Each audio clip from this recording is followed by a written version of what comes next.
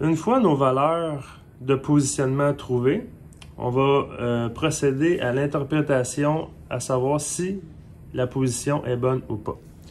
Le truc que je peux vous donner dans une tolérance de positionnement, c'est de faire un dessin. Je vais zoomer pour que vous puissiez voir. Je vais dessiner le centre parfait de mon trou par rapport à ma surface de référence B, qu'on a détecté une mesure tout à l'heure, et par rapport à ma référence C, qu'on a détecté aussi une valeur tantôt. Ça, c'est le centre parfait. Je vais dessiner le centre réel par rapport à nos mesures qu'on a trouvées. Je vais prendre le plan et on va se rappeler c'est quoi les mesures nominales de la position du trou. Par rapport au B, j'ai une valeur de 2 pouces avec le centre de mon trou. Ça, c'est le centre parfait. C'est ce que j'ai dessiné ici. Mais le centre réel, j'ai obtenu cette mesure-là ici. 2 pouces, 2 millièmes et 2 dixièmes. C'est quoi la différence? Là, il faut se poser cette question-là. C'est quoi la différence entre la position parfaite de 2 pouces et la position réelle? C'est 2 millièmes et 2 dixièmes. Ce qui veut dire que, finalement, le centre de mon trou, dans ce sens-là, est plus loin que supposé qu'il était à 2 pouces.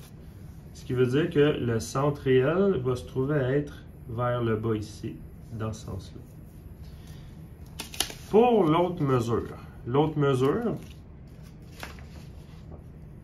c'est 2 pouces 250 millièmes par rapport à la référence C.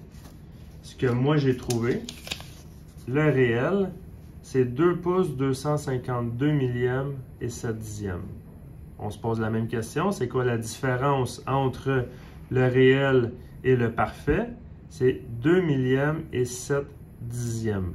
Ce qui fait que mon centre de trou réel est plus à droite que mon centre parfait. Ce qui fait que je vais dessiner, c'est juste pour que vous puissiez bien comprendre le concept, puis en même temps, quand vous faites vos calculs, c'est plus concret, je vais dessiner le centre réel. La position de mon trou est ici. Mais je ne sais pas encore si je respecte la tolérance de 10 millièmes au diamètre pour ma position. Là, un peu de mathématiques s'en vient. Ce qu'on va faire, par rapport au centre parfait et le centre réel, je vais tracer une ligne de centre en centre. Ça se trouve à être l'hypoténuse de mon triangle que je vais faire. Je vais fermer mon triangle avec 2 autres lignes, évidemment dans le sens du X et du Y. Comme ceci. Et comme ça ici. J'ai 90 degrés dans le coin. Est-ce que je connais les valeurs de mon triangle? Oui, parce que c'est la différence entre ma cote nominale et ma cote réelle. Ce qui fait que la valeur de ce côté-là ici, ça se trouve à être 2 millièmes et 2 dixièmes. Je vais l'écrire. Le triangle, finalement, c'est un triangle de mes différences en X, Y par rapport à ce qui est écrit sur le plan. La même chose, la valeur du côté en bas, ça se trouve à être la différence entre la valeur parfaite et la valeur réelle, qui est de 2 millièmes et 7 dixièmes. On va devoir calculer l'hypoténuse. L'hypoténuse va nous aider à trouver une partie de la réponse, mais on a une tolérance de 10 millièmes au diamètre. Vous allez voir, c'est que là, on travaille au rayon. Je vais suivre avec mes explications par la suite. Là, je dois faire un calcul mathématique. Le calcul mathématique, ça va être la formule de Pythagore. On n'a pas d'angle d'inscrit là-dedans, puis on n'a pas besoin d'angle non plus. Je veux chercher mon hypoténuse. La formule, ça va être racine carrée de A à la 2 plus B à la 2. Ça, évidemment, c'est pour trouver le C. Le C, ça se trouve à être l'hypoténuse. Le A et B, ça peut être peu importe lequel, l'ordre, c'est soit le A ici, le B là, le A là ou le B là, ça ne change rien.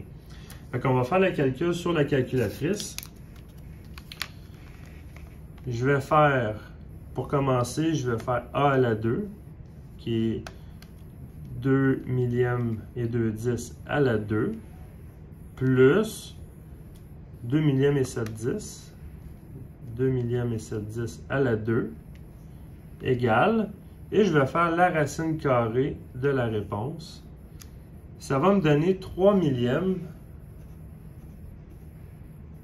et on va arrondir là, à 4 chiffres, là, et 5 dixièmes de millième.